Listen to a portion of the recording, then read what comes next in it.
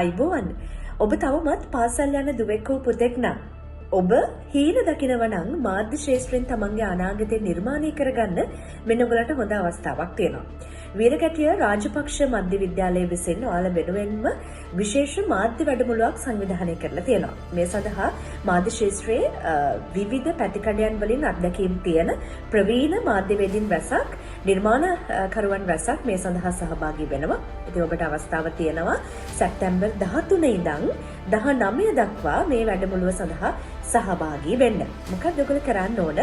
මේ සඳහන් වන ආකාරයට ඔබට පුළුවන් ඔබගේ ලියාපදිංචිය සනිටුහන් කරන්න.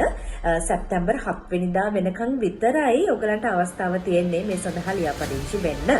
ඉතින් ඒ හින්දා මම කියනවා ඉක්මනින්ම ඔයගලන්ගේ අයදුම්පත යොමු කරන්න. රූපවාහිනී හඬ කැවීම, ඒ වගේම රූපවාහිනී ප්‍රවෘත්ති නිවේදනය, ගුවන් විදුලි ප්‍රවෘත්ති නිවේදනය, ඒ වගේම විවිධ ආකාර වූ ඡායාරූපකරණය, මේ වගේ ඔයගොල්ලෝ ආස කරන ගොඩක් දේවල් ගැන ඉගෙන ගන්න ඔයගලන්ට අවස්ථාව තියෙනවා මේ මාධ්‍ය වැඩමුළුව හරහා. එනිසා මම ආරාධනා කරනවා එන්න අපිට එකතු වෙන්න.